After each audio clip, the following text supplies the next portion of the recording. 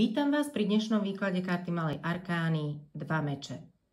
Táto karta je označená číslom 2, ktoré v tarote symbolizuje dualitu, rovnováhu, ale aj vnútorné napätie medzi dvomi protichodnými silami.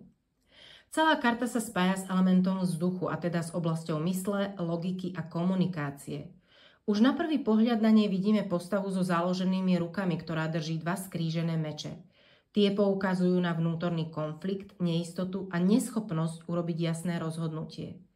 Meč je pritom nástroj pravdy, poznania a schopnosti brániť sa, no keď sú dva, vzniká rozpor medzi tým, čo cítime, a tým, čo si myslíme.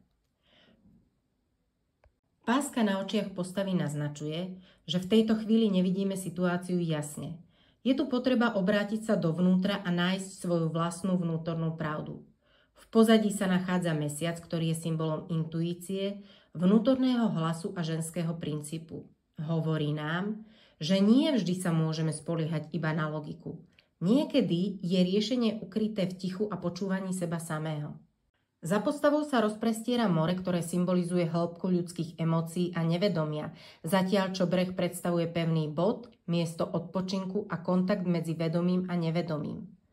Šedivé pozadie karty nám ukazuje neistotu a ťažobu situácie, v ktorej sa nachádzame.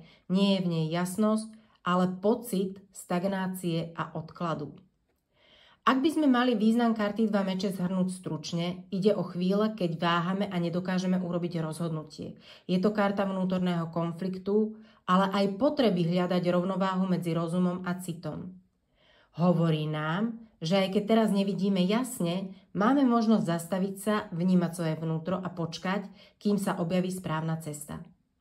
Ak vás tento výklad zaujal a chceli by ste sa dozvedieť viac o symbolike tarotu, celý rozšírený výklad karty 2 meče nájdete na mojej stránke, odkaz je dolu v popise pod videom.